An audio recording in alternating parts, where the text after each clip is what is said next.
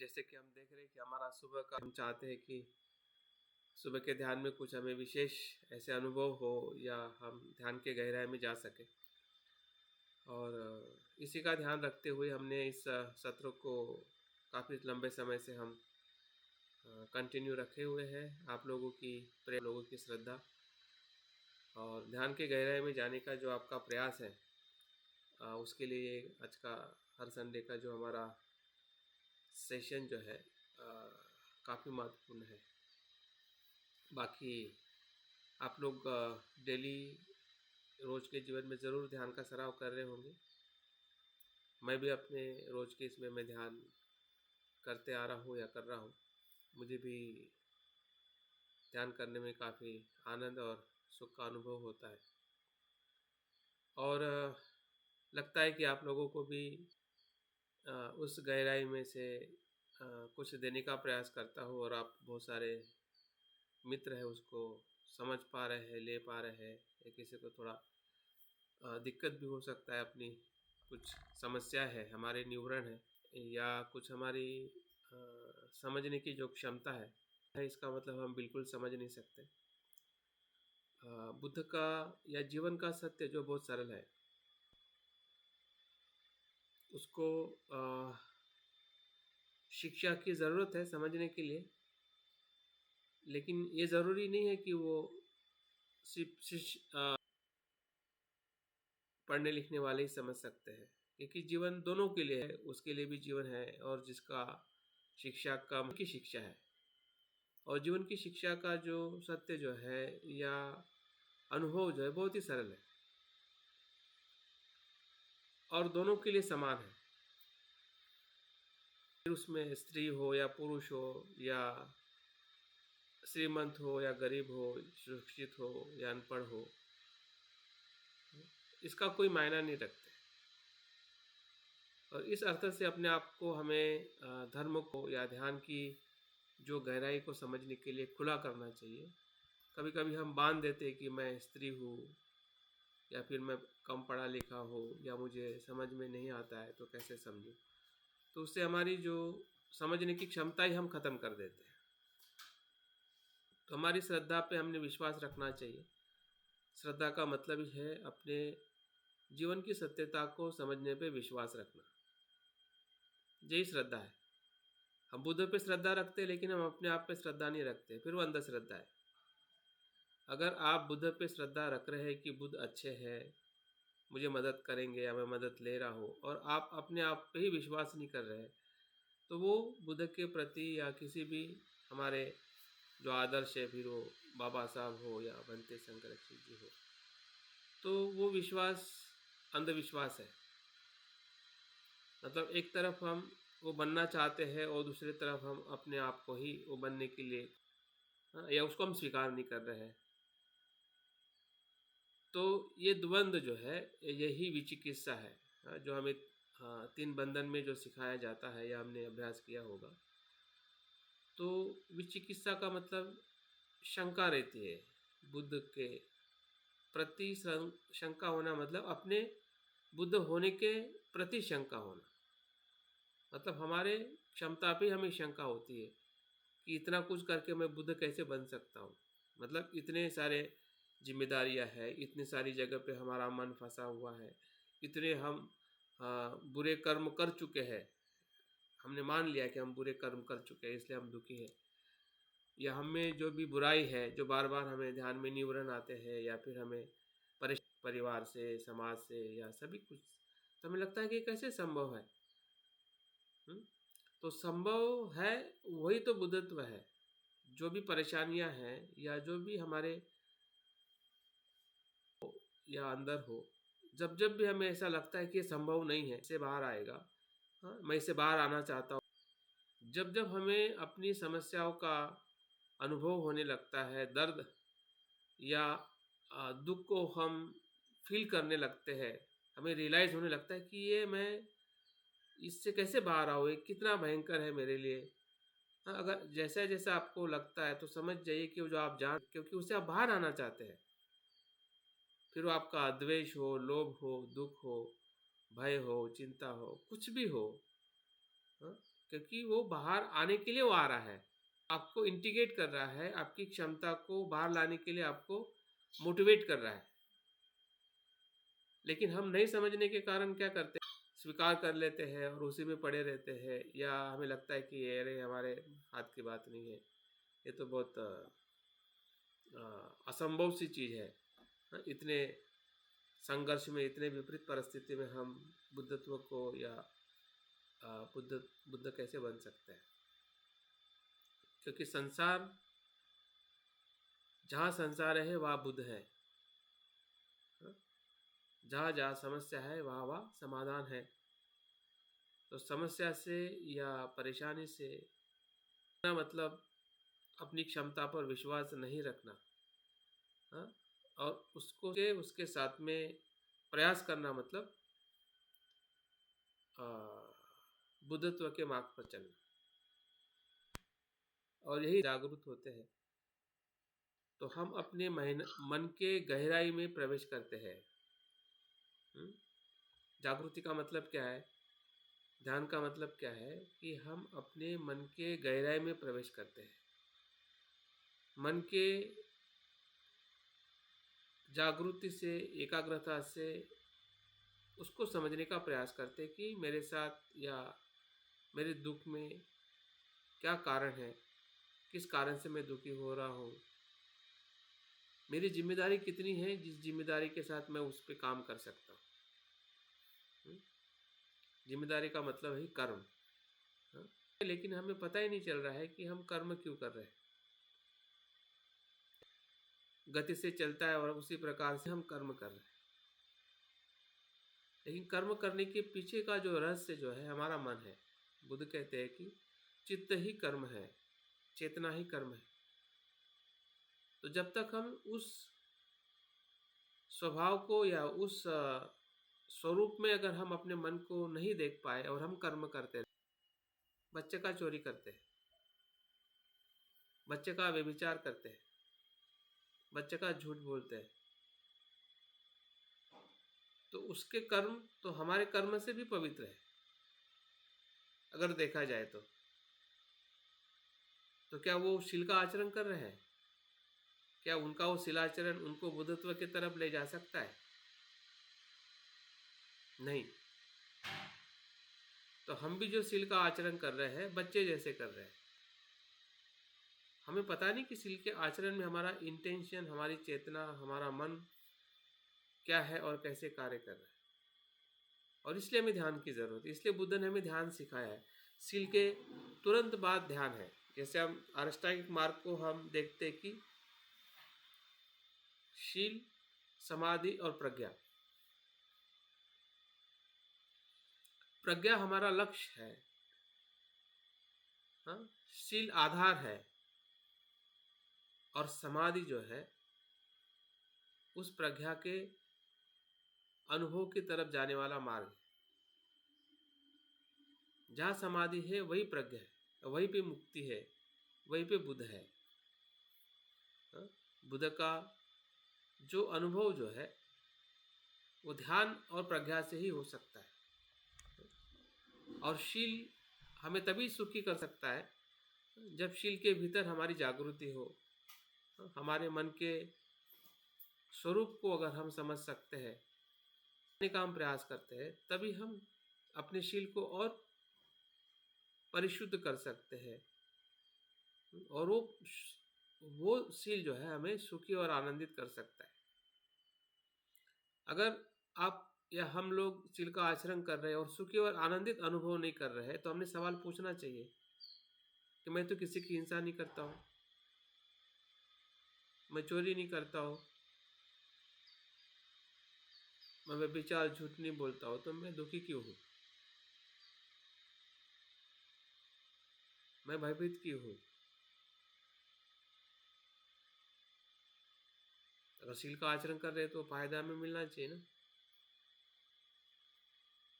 इसका मतलब हमारा शील का आचरण उस प्रकार से हम नहीं कर पा रहे जिस प्रकार से बुद्ध ने बताया है या हमें करने की जरूरत है। तो इसी को सिल्वर परामर्श कहते हैं। ये भी दूसरा बंधन है। जिस बुद्ध पे विश्वास है, जिस बुद्ध को हम शरण जाते हैं, उसी पे शंका है। जो हम शील का आचरण कर रहे हैं, उसी में हम फंसे हुए हैं। और इन दोनों को फंसने का कारण जो है हमारी मिथ्या दृष्टि, गलत तरह से चीज़ों को देखना। जो अनित्य उसको नित्य समझना, जो आत्मा है अनात्मा उसको आत्मा समझना, जो दुख है उसको सुख समझना, और जो अशुभ है उसको शुभ समझना, जिसको हम विप्रयास कहते हैं, जिसको हम मिथ्या दृष्टि कहते हैं, जिसको हम सत्काय दृष्टि कहते हैं। और सत्काय दृष्टि का जो कारण वो हमारी मन की अस्थिरता है, अजागरूकता है, या मन के गहराई में जाने के लिए हम बहुत कम प्रयास करते हैं। भले हम आधा घंटा 1 घंटा रोज अभ्यास कर रहे हैं, लेकिन सिर्फ हम ध्यान करते हैं, मन को नहीं समझते। ध्यान भी हमारा कर्म बन गया है। जैसे कि हम दान देते हैं और हमें लगता है कि हम दान का आचरण कर रहे हैं, वैसे ही ध्यान हम करते हैं और हमें लगता है कि हम ध्यान कर रहे हैं। लेकिन ध्यान करते समय क्या हम मन को समझ रहे हैं? क्या मन की जो भूमि है, या मन की जगह है, या मन का स्वभाव है, मन के होने का एहसास है, क्या उसके प्रति हम और ज़्यादा और ज़्यादा और ज़्यादा और ज़्यादा, कितना ज़्यादा उतना बुद्धत्व का मार्ग खुलते जाएगा। इसकी कोई लिमिट नहीं है मन को समझने की, वो अनंत है। हाँ? मन को आप समझना चाहोगे तो अनंत है, अनंत प्रवास है वो। लेकिन शुरुआत तो ध्यान से ही होती है, और हर मनुष्य को करनी है। और हर मनुष्य उसी से ही वो सुखी हो सकता है। दूसरा सुख का मार्ग नहीं है, मुक्ति का मार्ग दूसरा नहीं है। क्यों? क्योंकि बुद्ध कहते हैं कि हमारे मन ने ही हमें बंदिस्त किया है। हमारा बंधन हमारा मन ही है। अगर आप मन को ही नहीं जानोगे तो हम बंधन से कैसे मुक्त हो सकते, कैसे हम मुक्ति का अनुभव ले सकते हैं? मन ही मित्र है, मन ही शत्रु है। मन ही बंधन करने वाला है, मन ही मुक्त करने वाला है। आता है मन से ही दुख आता है, मन से ही कुशल होता है, मन से अकुशल होता है। और इसलिए धम्मपद की जो पहली गाथा जब मैं सबसे पहले पढ़ी, अभी तक मैं उसका रहस्य समझने का प्रयास कर रहा हूँ कि वो क्या है। जीवन में उसका बुद्ध ने जिस हम अनेकों बार सुना है, अभ्यास भी किया है, जानते भी है कि धम्मपद की पहली गाथा ही बुद्धत्व का मार्ग है। या बुद्ध के हर वचन में बुद्धत्व का मार्ग है। बुद्ध का ऐसा कोई वचन नहीं कि जो हमें ज्ञान की तरफ ले जाने वाला नहीं है। बुद्ध का वचन ही, हर एक वचन में बुद्ध का एक ही तत्व है, दुख से मुक्त होना। लेकिन दुख से मुक्त होना अगर बुद्ध कहते हैं तो उसकी गहराई भी उतनी ही सूक्ष्म है और सरल है। सूक्ष्म होते होते इसका मतलब ये नहीं कि हमें वो समझ में नहीं आती है, या हम उसको समझ नहीं सकते हैं। इतने अनपढ़ नहीं है हम, क्योंकि मनुष्य का जीवन जो है जितना अज्ञान से हुआ है, उतनी ही अज्ञानता के साथ में बुद्ध होने की क्षमता के साथ में भी हुआ है। हमारा जन्म अज्ञान से हुआ है, अज्ञान और तृष्णा से। लेकिन उसी अज्ञान और तृष्णा के साथ बुद्ध होने की क्षमता से भी हम पैदा हुए हैं। बुद्ध होने की क्षमता हर मनुष्य में उसी जन्म और अज्ञान के साथ में आई है। इसलिए हमें उसको कहीं है, ऐसा नहीं है, भीतर ही है। जैसे जैसे हम उसको मन को देखने का प्रयास करते हैं, वैसे वैसे वो क्षमता हमें समझने लगती है। अगर मन की गहराई में नहीं जाते हैं तो वो क्षमता सुप्त अवस्था में पड़ी है, और इसलिए हमें ध्यान की ज़रूरत है। ध्यान क्या करता है कि अपने उस सुप्त बुद्ध की क्षमता की अवस्था को वो खुला करने का अवसर देता है। ध्यान एक प्रकार से पूर्व तैयारी है उस हमारे बुद्ध के अवस्था को बाहर लाने की। और इसलिए हमारे जो विचार है, हमारे मन के भीतर जो भी भाव उत्पन्न होते हैं, जिसको हम धर्म कहते हैं, विचार कहते हैं, संस्कार कहते हैं, उस संस्कारों को, उस विचारों को, उस धर्म को पहचानना, उसका उद्देश्य क्या है। कोई अगर विचार आ रहा है तो उस विचार का कुछ तो उद्देश्य है।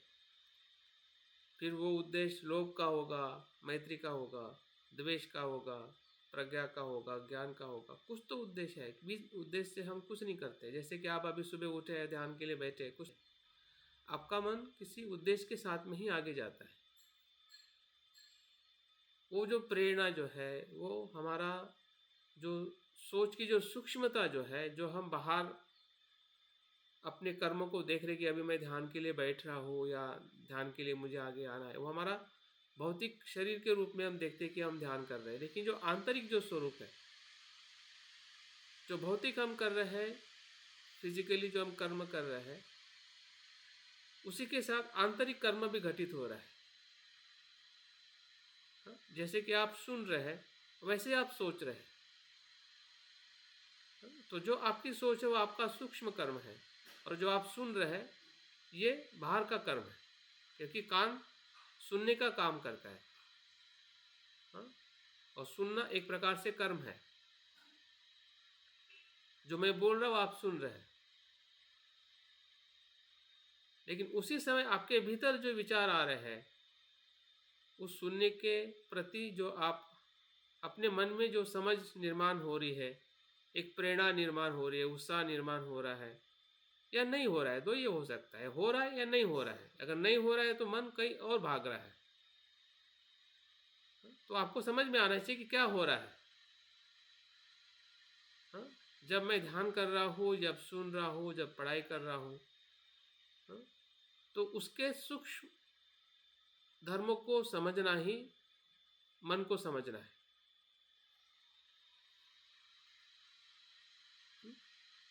हर कर्म में हमारा मन है, मन से कोई भी कर्म घटित नहीं होता है। फिर हमारा कुशल हो या कुशल हो, सुबह से उठ के सोने तक, या सोने में भी जो कुछ भी हमें स्वप्न आते हैं, विचार आते हैं, सब कुछ मन ही मन है। ध्यान एक प्रकार से मन की साधना है, और वो साधना हमें आंखें बंद करके भी करनी है और आंखें खोल के भी करनी है। शरीर को स्थिर रह के भी करना है जब हम बैठक लेते हैं, या जब हम चलते हैं, बोलते हैं, काम करते हैं, या हम कुशल करते हैं, अकुशल करते हैं। अगर अकुशल भी कुछ हो रहा है तब भी हमें जागरूकता से देखना कि अकुशल में क्या कर रहा हूँ, या कुछ बुरा हो रहा है जो दुखदायी है, उसको भी हमें देखना है। किसी से भी भागना नहीं है। भागना ये प्राणियों की प्रवृत्ति है, मनुष्य की नहीं।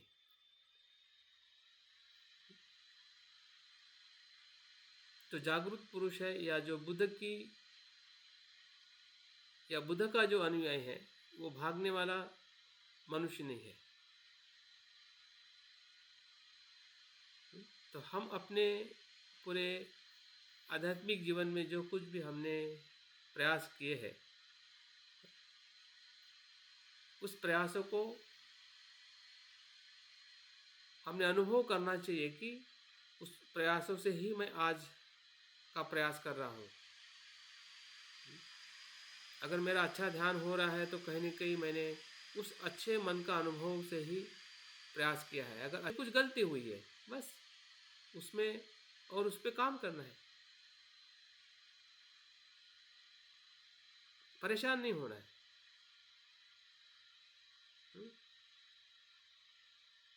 देखने की परेशानी में, गलती में मेरी कहाँ गलती हुई। फिर हमारी बैठक की गलती हो सकती है, या हमें पूर्व तैयारी हमने बराबर नहीं की हो, या हम कोई अच्छी तरह से हम अभ्यास नहीं कर रहे हैं, चिंतन नहीं कर रहे हैं,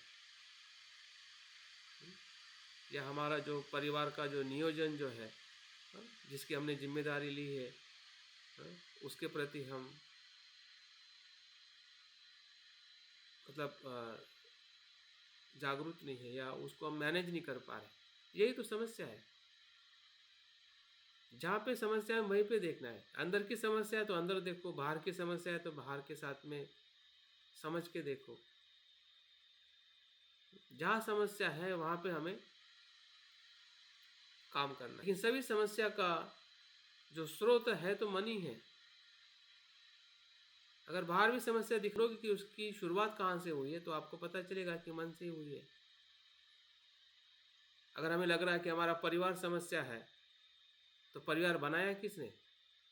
तो हम ढूंढते हैं तो हमें लगता है कि माँ बाप ने हमारा परिवार, शादी करके परिवार बनवाया है, समाज ने बनवाया है। बिल्कुल वो सही, लेकिन क्या हमारी इच्छा नहीं थी? हमें नहीं लगी, फिर किसने बनाया? तो आप आपके परिवार को, समाज को, हाँ, काश मेरे माँ बाप ने शादी नहीं करवा दी होती, काश ये नहीं होता, काश वैसा नहीं होता। हाँ, अगर इस तरीके से अगर हम अपनी समस्या को देखेंगे, हाँ, या काश ब्राह्मणवाद नहीं होता, तो क्या क्या सब कुछ अच्छा होता? अभी जहाँ पे ब्राह्मणवाद, जातिवाद नहीं, क्या वहाँ के लोग सुखी हैं? वहाँ पे तो दुख है। दुख कहाँ पे नहीं है? तो उस समस्या में हम उस समस्या को कैसे देख रहे हैं, और हम अपनी जिम्मेदारी लेके उस पर हम कैसे काम कर सकते हैं, तभी हम सभी बुराई से बाहर आ सकते हैं। अगर हम बाहर आए तो हम औरों को भी बाहर आने के लिए मदद कर सकते हैं। अगर बाबा साहब ने हमने जाति से बाहर लाया, तो बाबा साहब जाति में से बाहर आए, पैदा जाति में हुए, लेकिन उनका मन जाति में नहीं रहा।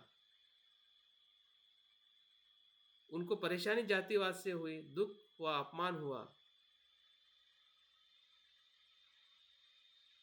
लेकिन उसमें वो रहे नहीं, प्रतिक्रिया नहीं दी, प्रतिसाद दिया। हजारों लाखों या पूरे समाज की जो दृष्टि को उन्होंने बदल दिया।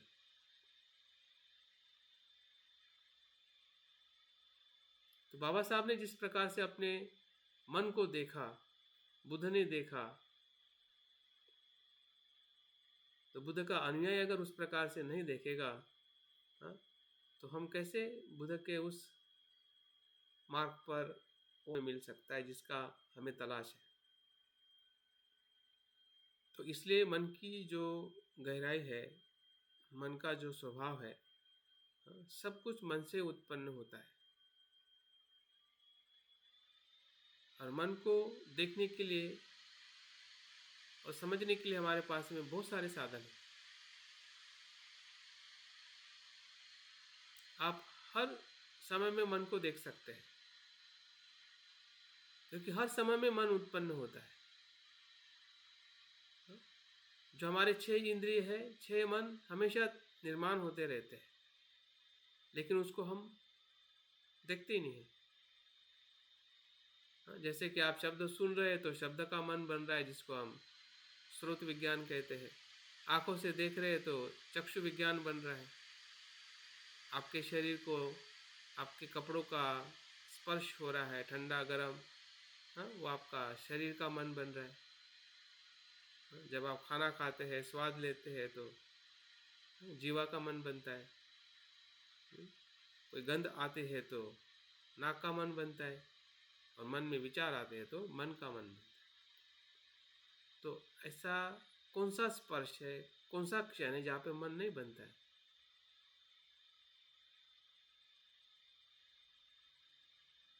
हर समय में मन है,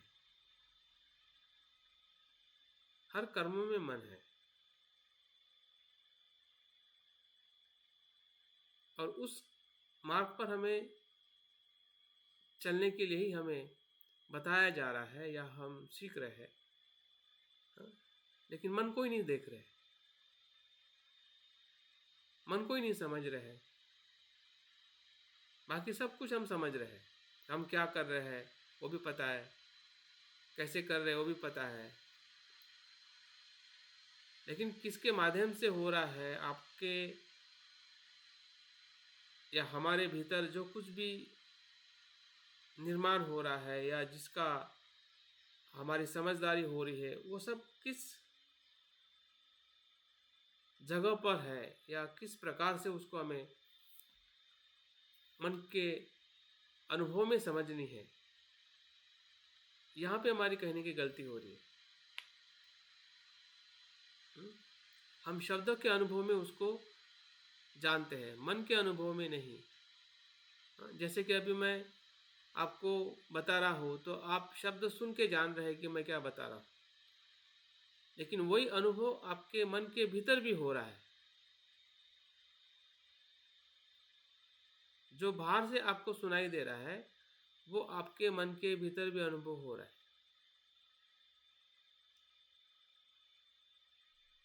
उस अनुभव को आपको खुद पहचानना पड़ेगा,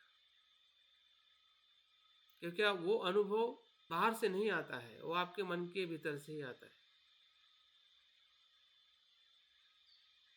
बुद्ध बाहर नहीं है जो हमें दिखाई देते हैं, बुद्ध हमारे भीतर है, और उसका अनुभव हमें स्वयं ही आता है। बुद्ध तो जानते हैं कि हम हर एक इंसान बुद्ध हो सकते हैं, लेकिन बुद्ध बना नहीं सकते।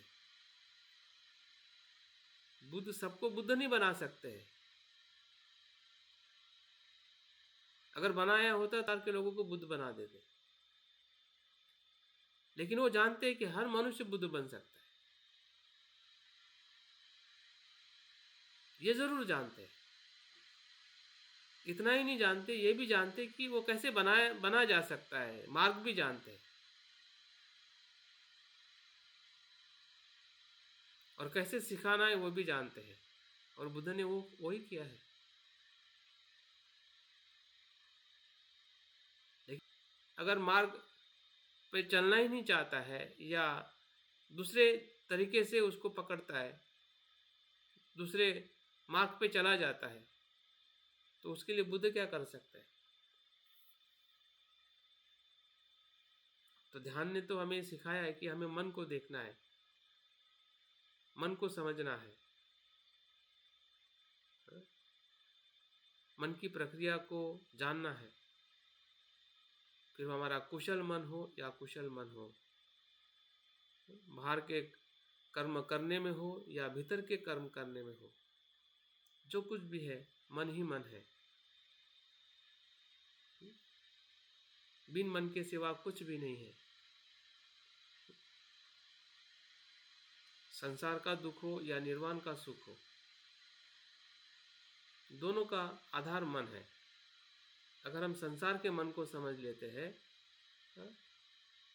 और हमें पता चलता है कि यही मन जिसमें लोभ है, और लोभ इसलिए है क्योंकि हम उसको नित्य देख रहे हैं, मैं मेरा देख रहे हैं, उसकी जागृति ही हमें निर्वाण के मन में ले जाती है। क्योंकि जैसे हम उसको अनित्य को अनित्य देखते हैं तो वहाँ पे लोभ रहता ही नहीं है,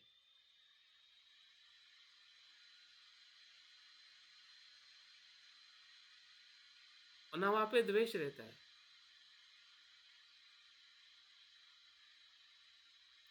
जब लोभ ही नहीं होगा, द्वेष ही नहीं होगा, तो वो मन कैसा होगा? वो मुक्त होगा। तो हो गया संसार में निर्वाण। अनुभव हम संसार में रहते हुए ही ले सकते, लेकिन संसार के लक्षणों को जानकर, संसार में फंसकर नहीं। संसार में फंसकर हमें संसार का ही अनुभव हो सकता है, जिसमें सुख तो है लेकिन साथ में दुख है। सुख है, निर्वाण के सुख में दुख नहीं है। संसार के सुख में भीतर दुख ही दुख है, छुपा हुआ दुख है। इसलिए सुख में छुपा हुआ है संसार में, वो सुप्त दुख है। वो इसलिए सुप्त है क्योंकि उसको हम तब तक सुप्त है और तब तक वो हमें दुख दे सकता है कि जब तक उसको हम नित्य समझते हैं। ये हमारा भ्रम है। जागृति और ध्यान क्या करता है कि उस सुप्त के दुख को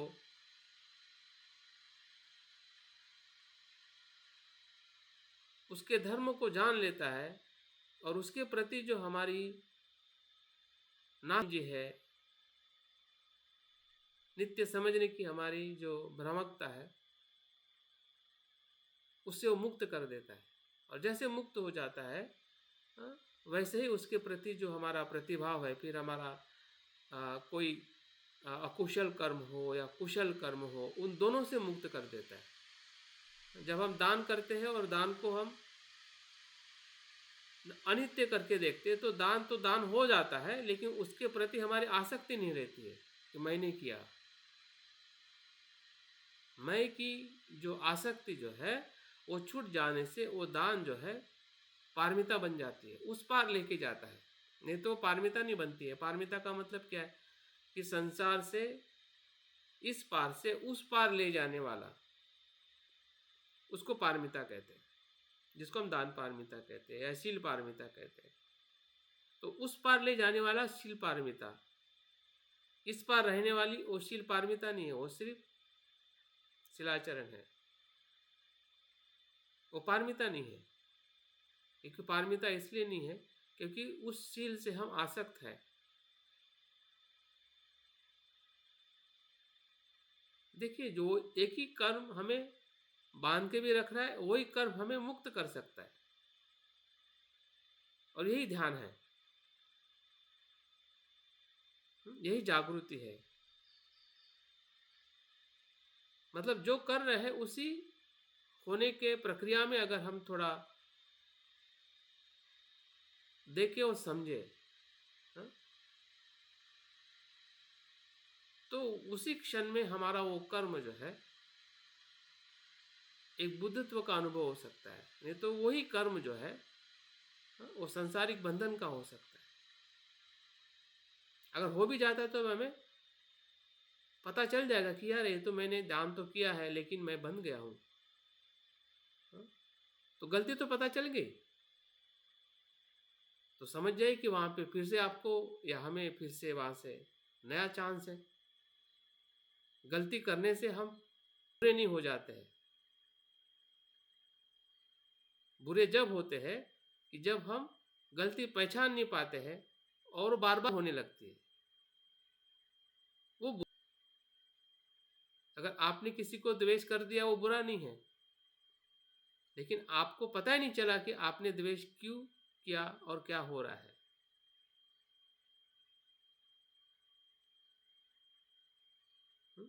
और इतना बुरा है कि वो द्वेष हमें कहाँ से कहाँ ले जाएगा वो भी पता नहीं।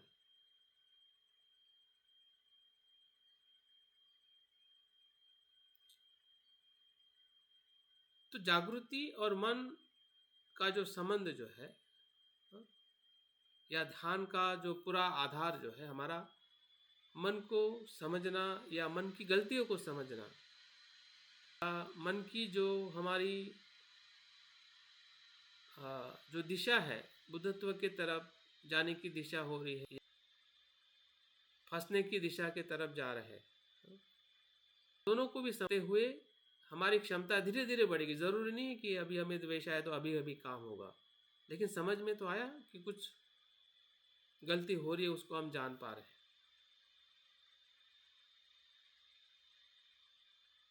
या हम समझ पा रहे हैं कि हाँ यहाँ पे मन इस प्रकार से काम कर रहा है। तो निश्चित ही उसमें आने वाले समय में हाँ, हमारी मैत्री में वो अनुभव होने लगेगा। या हमारी जो कुछ भी हम कर्म कर रहे हैं, जिसको हम कुशल कर्म करते हैं, तो उस कुशल कर्म में कुछ न कुछ ऐसे बदलाव होने लगेंगे कि जो बदलाव अभी रुके हुए हैं, यह मर्यादित है। हमारी मैत्री कैसी है? मर्यादित है। द्वेष नहीं है, लेकिन मैत्री भी बढ़ नहीं रही है कि मुझ में द्वेष नहीं है, अच्छी बात है। हमें लगता है कि मुझ में लोभ नहीं है, अच्छी बात, लेकिन लोभ अगर नहीं है तो कुछ चीज़ों का नहीं होगा, लेकिन बाकी चीज़ों का। या मैत्री होगी तो कुछ लोगों के लिए होगी, बाकी तो क्या वो मैत्री है जिसको हम मैत्री ध्यान कहते हैं? तो आगे क्यों नहीं बढ़ रही है? अगर लोभ नहीं है तो फिर हमें अलोभ का अनुभव होना चाहिए। अगर नहीं हो रहा है, इसका मतलब कुछ तो पकड़ा हुआ है हमने। तो पकड़ने का कुछ तो कारण रहा होगा कि आपको लगता होगा कि ये मुझे सुरक्षित करेगा, ये नित्य है, ये सब कुछ छूटेगा तो चलेगा, लेकिन ये नहीं रहना, ये छूटना नहीं चाहिए, ये तो मेरा है, क्योंकि हम उसको एक नित्य भाव से देख रहे हैं। फिर हमारा विचार हो सकता है, कुछ हमारा वस्तु हो सकती है, व्यक्ति हो सकता है, या कुछ भी हो सकता है। और दूसरी तरफ कहते हैं कि बुद्ध ने सभी संस्कार अनित्य बताए, तो फिर वो अनित्य, फिर ये नित्य कैसे हो सकता है? इसका मतलब उस प्रकार से उसको हम देख नहीं पा रहे हैं।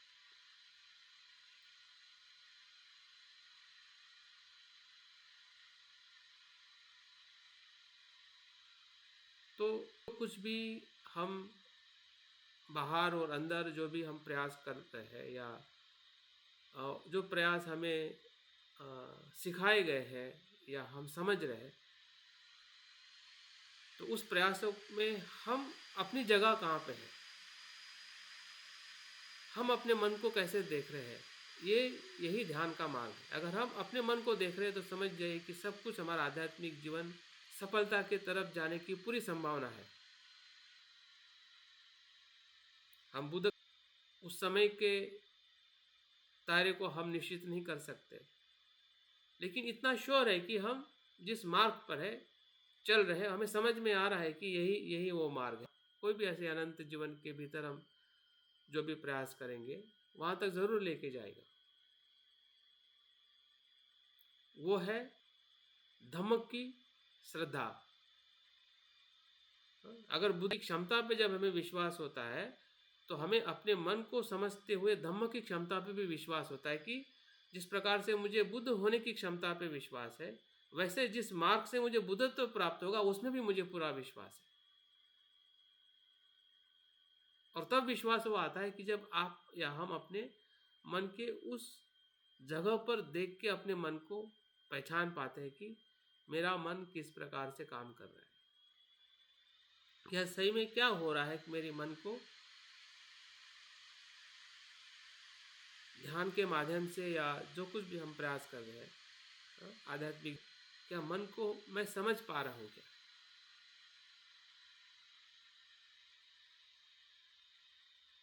मन के द्वारा मैं मन का अवलोकन कर पा रहा हूँ क्या? या उसकी, जिसको हम मन की स्मृति कहते हैं, विचारों की स्मृति कहते हैं, या कर्म करते समय हमारा जो इंटेंशन है, हमारा जो उद्देश्य है, 3 प्रकार का उद्देश्य होता है। एक तो अच्छा होता है और एक सम्मिश्रित होता है। हमें पता ही नहीं चलता है कि वो अच्छा है या बुरा है, संभ्रमित रहता है। जिस प्रकार से वेदना होती है वही उद्देश्य होता है। सुख की तरफ जाने के 2 उद्देश्य होते हैं, एक तो संसारिक भी हो सकता है और आध्यात्मिक भी हो सकता है, दोनों सुख है। तो हम संसारिक सुख की तरफ जाने के लिए कर रहे हैं कि आध्यात्मिक सुख की तरफ जाने के लिए कर रहे हैं, तो हमें पता चलना चाहिए। शील का आचरण हम क्या संसारिक सुख के लिए कर रहे हैं कि आध्यात्मिक सुख के लिए कर रहे हैं? अगर संसारिक सुख के लिए करोगे तो आपका जो शिलाचरण जो है वो सिर्फ सामाजिक बन जाएगा कि मैं शिलाचरण हूँ, वो शिलाचरण नहीं करता है। इस प्रकार से हम देखेंगे।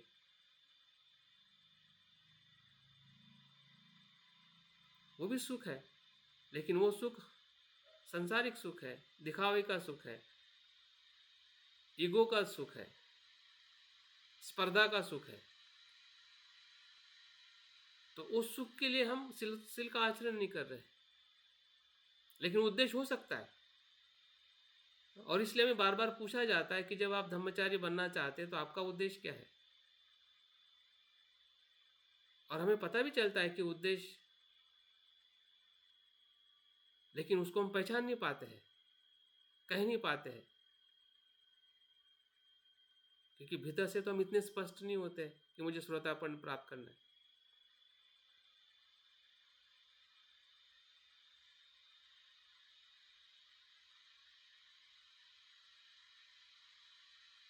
तो हमारे उद्देश्य को, जो भी हम कर्म कर रहे हैं, आधार है उसकी, जो उद्देश्य की जो स्पष्टता जो है, वो भी पता होना चाहिए कि मैं पद के लिए कर रहा हूँ, और जान रहा हूँ कि इस पद में मुझे है, इसलिए भी मैं सोच रहा हूँ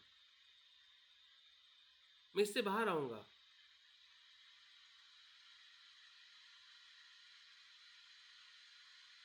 पद बुरा नहीं है, कि जब उसको हम समझते हैं, उसमें फंस जाते, तब बुरा है। हर इंसान अपने पद में है, बिन पद से तो कुछ होता नहीं संसार में। संसार का स्वभाव ही है पद देना और पद रहना, लेकिन वो सुख नहीं है, यह हमें समझ में आना चाहिए। फिर वो पद हमारा ब्रह्मचारी का हो, या माता पिता का हो, या कोई भी सामाजिक पद हो, या जो भी जिम्मेदारी हो, वो मुझे इस सुख के लिए वो पद नहीं लेना है, मुझे उस सुख के लिए वो पद लेना है जिसको विमुक्ति का उस प्रकार से प्रशिक्षण मिल सके, या उस प्रकार के लोगों की संगति मिल सके, ब्रह्मचारी या जो भी। अगर ऐसा नहीं है, इसका मतलब हम उद्देश्य के प्रति यही मन है, यही जानना है। ये बात हर जगह पे आती है, जहाँ जहाँ पे भी हम सुखी है, जहाँ जहाँ पे भी हम दुखी है, वहाँ पे हमने अपने इस सुख और दुख के पीछे, और शुरुआत में हमारा इंटेंशन क्या है। जब मुझे कुछ ज़्यादा दुख होता है तो क्या वो दुख का प्रभाव मेरे पे क्यों आ रहा है, भय मेरे भीतर क्यों आ रहा है, क्योंकि उस घटना के साथ हमारा जो उद्देश्य जो है वो कुछ न कुछ बहुत ही भयंकर होता है, अस्पष्ट होता है, या बहुत ही, क्या कहते हैं, नासमझी का होता है, हाँ? या उसको होता है कि मेरा क्या होगा, ये तो मेरा है, ऐसा ही होना चाहिए। तो ये सभी बातें कहीं ना कहीं हमारे मैं के साथ जुड़ी हुई रहती है, हमारे मन के उस स्वरूप से आते हैं, या उस मूल से कनेक्ट होते हैं, या समझने का प्रयास करते हैं, तब जाके हमारी मन को देखनी शुरू होती है, अपने विचारों को देखते हैं, हमारे कर्म में या हमारे स्वभाव में, सुख में हो, दुख में हो, कुशल में हो, अकुशल में हो। तो धीरे धीरे हमें उसकी जो क्या कहते हैं, सरलता समझ में आती है। सरल इसलिए नहीं लगता है क्योंकि वहाँ तक हम जा नहीं पा रहे, हम ऊपर ऊपर देख रहे, तो बहुत कठिन लगता है, क्योंकि जाल इतना भयंकर है जो हमने भी बनाया है, और हमारे आसपास के लोगों ने भी हमारे प्रति ऐसा जाल बना दिया है, और संसार का दूसरा नाम ही जाल है। तो उस जाल को, उस जाल में फंस के हम तोड़ नहीं सकते हैं, लेकिन जाल की उत्पत्ति कहाँ से हुई है और कहाँ पे हो रही है, अगर उस मन की थोड़ी गहराई सीख जाते हैं तो ये सभी जाल अपने आप ढीले हो जाते हैं, या वहाँ से हमें रास्ता मिल जाता है। भले हम औरों को ना तोड़ सके, बदल सके, लेकिन हम अपने आप को बदल के बाहर आ सकते हैं। संसार हमें रोक नहीं सकता, संसार रोक नहीं सकता है, अगर आपने जान लिया। हाँ? बुद्ध को मारने रोकने का प्रयास, ये बात समझ में आती है हमें।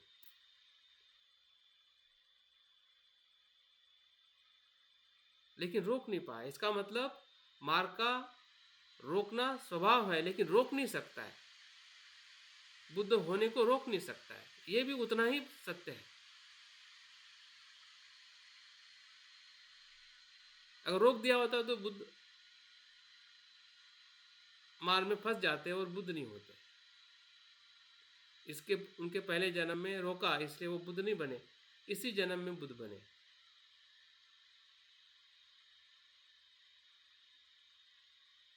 और उसके बाद में जो भी लोग बुद्ध बने, हाँ, बुद्ध के अनुभव से ही समझ के बने कि नहीं भाई, अगर आप बने हैं और आपने जो मार्ग दिखाया है, अगर हम भी चले तो हम भी बन सकते हैं। जो एक्सपेरिमेंट जो बुद्ध ने किया, सिद्धार्थ ने अपने जीवन में, वही एक्सपेरिमेंट हजारों लाखों लोगों ने किया और सभी सक्सेस हुए।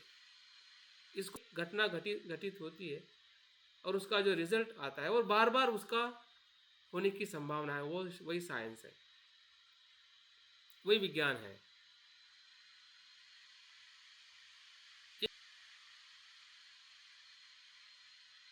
और तब भी संभव है और आज भी संभव है, और इसलिए लाखों लोग इस मार्ग पर चल पड़े हैं। ये सिर्फ श्रद्धा से नहीं कि वो बौद्ध है,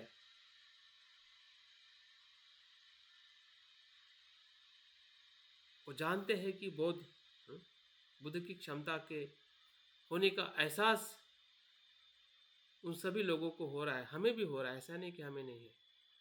लेकिन अगर हम रुके हुए हैं, इसका मतलब हम कहीं ना कहीं समझ नहीं पा रहे। हम मार्ग पे तो है लेकिन आगे नहीं बढ़ पा रहे, तो निश्चित ही हम रुके हुए हैं। तो रुकावट को समझने का ख्याल जो है या जो प्रयास जो है वही ध्यान है कि हम जो भी मार्ग पर चल रहे हैं या आपका जो भी प्रयास है, वो प्रयास निश्चित ही हमें उस उद्देश्य के साथ उस मंजिल तक लेके जा सकता है, या हम जाने का जरूर प्रयास कर रहे हैं। हाँ?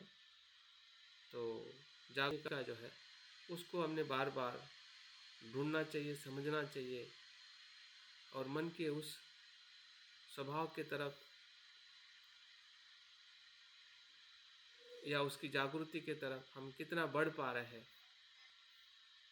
उसको हमें महसूस करने की ज़रूरत है। तो ठीक है, अभी हम ध्यान के सराव के माध्यम से उसको हम समझने का और देखने का हम प्रयास करते हैं।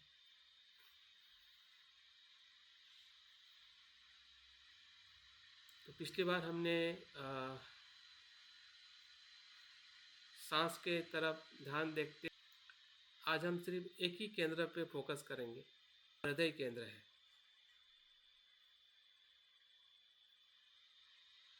और हृदय केंद्र के स्वभाव में या उसके केंद्र में हम क्या देख पाते हैं, क्या हमें समझ पाता है। बुद्ध कहते हैं कि मनोपुब्बंगा धम्मा, सभी धर्म मन के गहराई से उत्पन्न होते हैं। तो उत्पन्न होने का अनुभव जो है किसी एक जगह पे अगर हमें होने लगेगा या हम जान पाते हैं, तो हमें हर जगह पे उसका अनुभव, क्योंकि हर क्षण में केंद्र है, हर कर्म में केंद्र है। अभी हृदय केंद्र है, मतलब हर समय में हृदय में देखने की जरूरत नहीं है। आप जो भी करोगे उस हर कर्म में केंद्र है। आंखों से देखोगे तो आंखों में भी केंद्र है, कानों से सुनोगे तो कानों में भी केंद्र है। मतलब उगम, जहाँ से उसका उद्भव होता है। हाँ? तो आप कानों स्पर्श हो रहा है, वही उसका उगम है। आप शब्दों को सुन रहे हैं और स्पर्श को नहीं देख रहे हैं, तो आप उस शब्द के साथ में बह जाओगे, आपको पता ही नहीं चलेगा कि उसका स्पर्श क्या है। और स्पर्श के अलावा जो भी हम सुनते हैं, हाँ, वो ऊपरी तौर का ज्ञान रहता है। लेकिन जब स्पर्श के साथ किसी भी धर्म को हम अनुभव करते हैं, तो वो गहराई में हमें समझ में आता है। क्योंकि हर धर्म जो है स्पर्श से ही उत्पन्न होता है, स्पर्श नहीं है तो कुछ भी नहीं है। तो हम अपने हृदय केंद्र के स्पर्श के होने वाले जो भी भाव है, जो धर्म कुशल है या सकारात्मक है, नकारात्मक है, शुद्ध है, अशुद्ध है, अस्पष्ट है, उन सभी भाव के साथ उसको हम देखने का और समझने का प्रयास करेंगे। देखते हैं हम अपने मन को कितने प्रमाण में अच्छी तरह से देख सकते हैं। अपनी बैठक को ठीक कर लीजिए और हम एक ही प्रगति करेंगे और एक ही प्रगति में जितना हो सके उतना हम समझने का और जागरूक होने का हम प्रयास करेंगे। आपकी बैठक स्थिर है, सुखद है, तनाव मुक्त है, अनुभव कर लीजिए।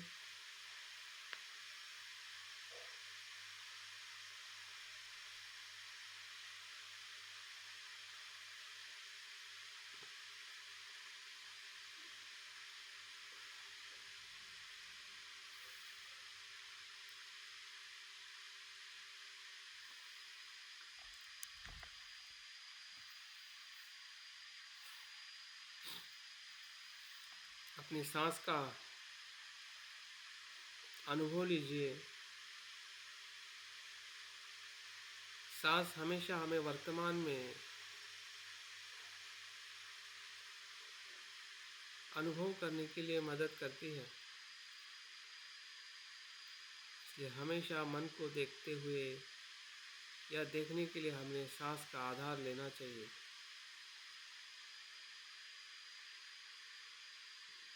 सांस और सांस की सजगता, सांस आ रहा है, सांस जा रहा है,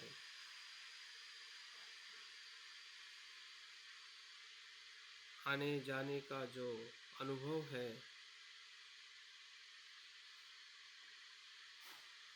हमारे भटकते हुए मन को शांत करता है।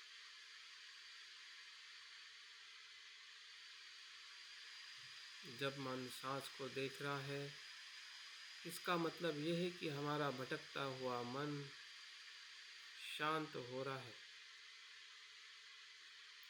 अगर सांस को नहीं देख रहा है, इसका मतलब हमारा मन भटक रहा है।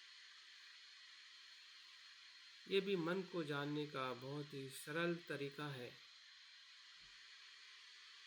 हमारा मन भटक रहा है या नहीं भटक रहा है।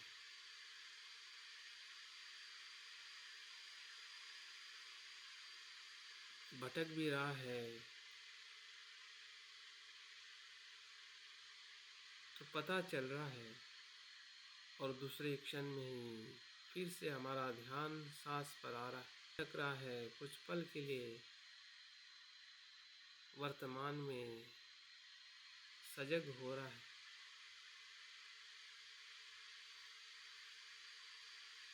यही मन की प्राथमिकता है, मन को देखने का अनुभव है। जिस जगह से हम ध्यान के भीतर जा रहे हैं, वो यही जगह है जहाँ पे सांस का स्पर्श हो रहा है, सांस का अनुभव हो रहा है।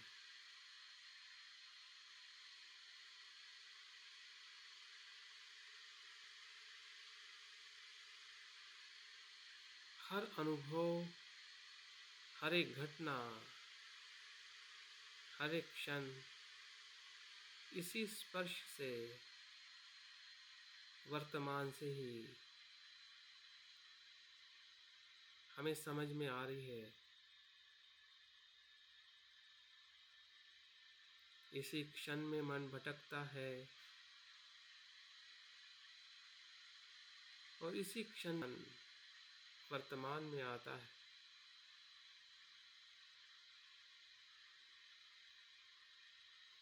जो स्वभाव है भटकने का, संस्कार है, विचार है,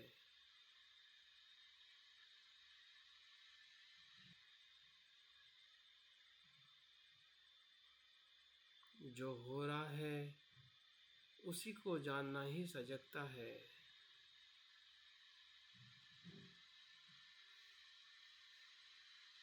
जैसा है वैसा जानना ही प्रज्ञा है।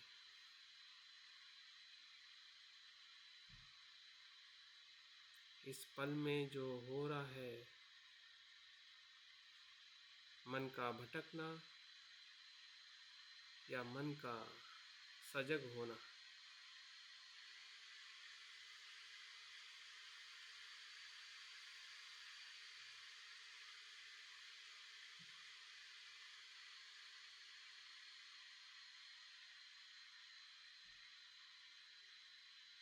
कोई तनाव नहीं है। बहुत ही सरल और क्षण प्रति क्षण होने वाली घटना है।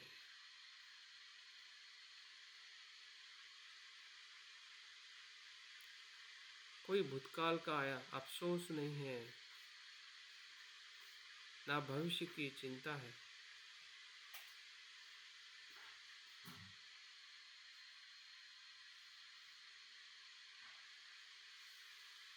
जो कुछ है अभी घटित हो रहा है।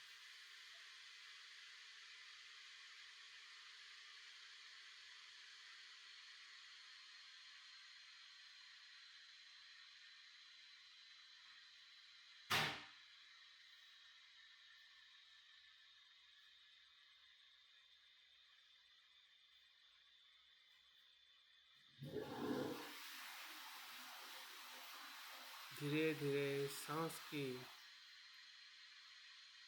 गति की सूक्ष्मता का भी हमें अनुभव हो रहा है।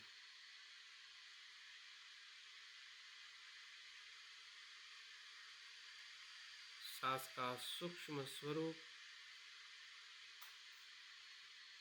स्पर्श है।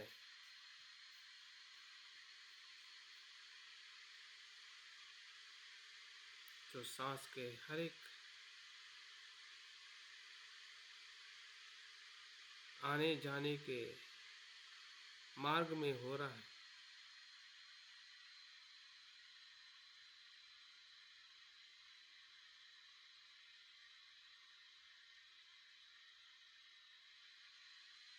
जो भी स्पर्श हो रहा है, फिर थोड़ा ठंडा हो या गर्म, उसकी संवेदना को वैसे ही अनुभव करें।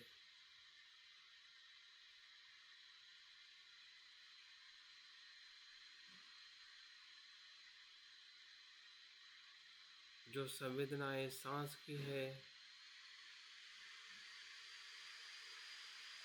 वैसे ही संवेदनाओं को हमें अपने मन के भीतर भी अनुभव होनी है। अभी सिर्फ सांस की संवेदना का अनुभव लीजिए, उसे पहचानिए शुद्ध रूप में।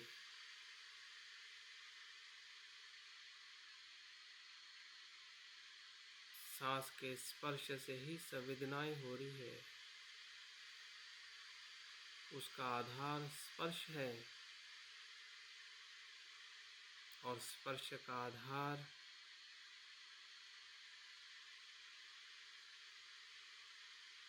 नाक और हवा है। दोनों के मेल से ही वो स्पर्श हो रहा है।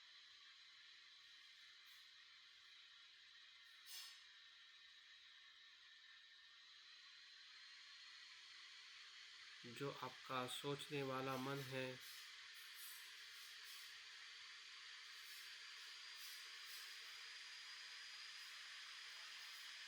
या इच्छा करने वाला मन है, उससे कुछ भी नहीं।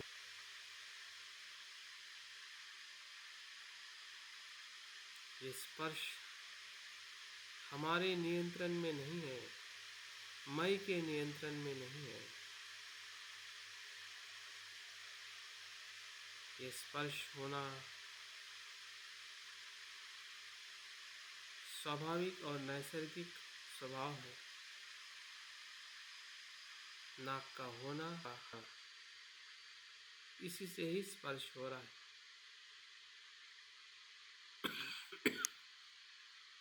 इस सत्यता को हम जागृति, इसमें कुछ भी बनावटी नहीं है। भले मैं कह रहा हूँ और आप सुन रहे हैं, लेकिन जो आप देख रहे हैं अपने मन से, जागृति से, वो वही है। मेरे कहने से आपका नाक है ना श्वास है। आप जो अनुभव ले रहे हैं उस पर विश्वास रखें, उसी को समझे, उसी को देखे, उसी का ही अनुभव लीजिए।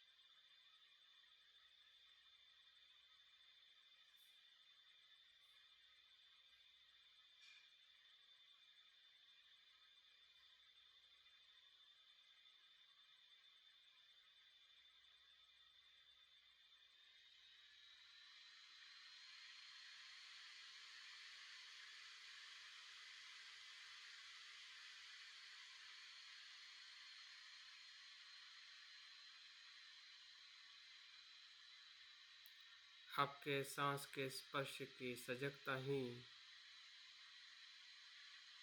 आपके मन के गहराई में ले जाने के लिए मदद कर सकती है। अगर हम सांस के स्पर्श से संवेदना, इसका अर्थ हम अपने मन के बाह्य विचारों के भटकाव से शांत हो रहे हैं और मन की गहराई में हम प्रवेश कर चुके हैं।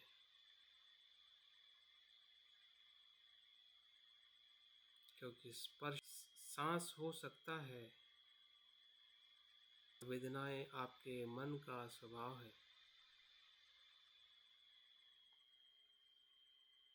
संवेदना आपका मन का धर्म है, सिर्फ मन का। मन से ही आप संवेदना को पहचान पा, जो ठंडा है, आपको सुखद, पसंद और एक लोभ का अनुभव दे रहा है।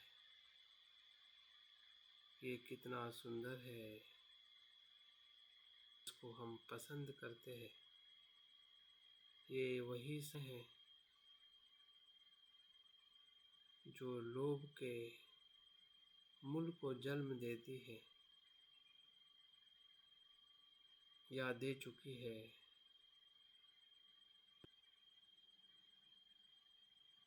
माँ के गर्भ के बाहर आने से लेकर अभी तक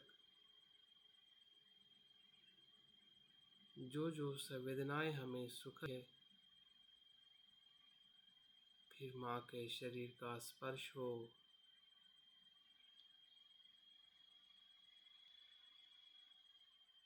या शब्दों का स्पर्श, उसी स्पर्श से ही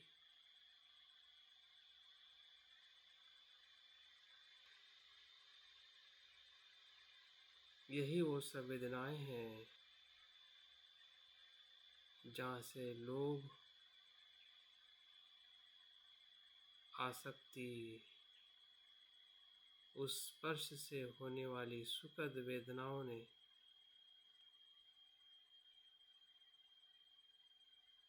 अजागृति के कारण लोभ को निर्माण किया है।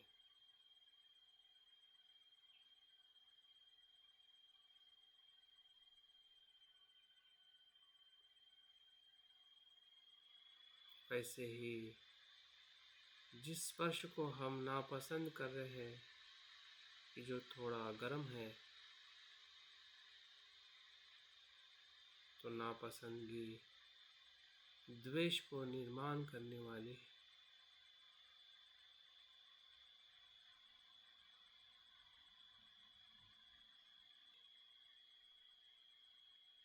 हमारे जीवन में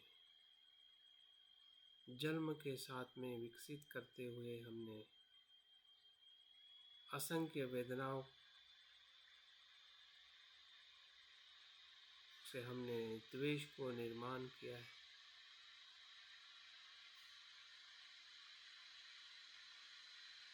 जो जो नापसंद स्पर्श से उत्पन्न हुई वेदनाएं रही है,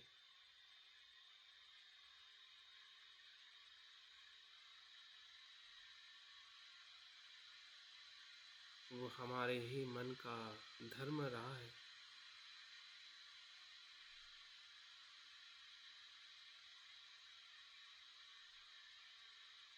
देखिए, धीरे धीरे हमारा मन हमें समझ में आ रहा है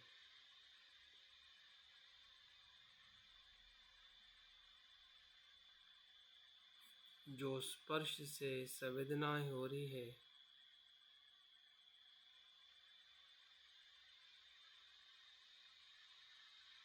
उसी संवेदना के जागृति से हम भीतर जा रहे हैं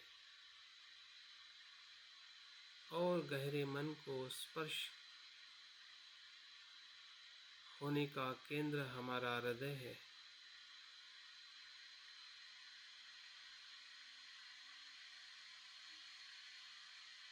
जहाँ पे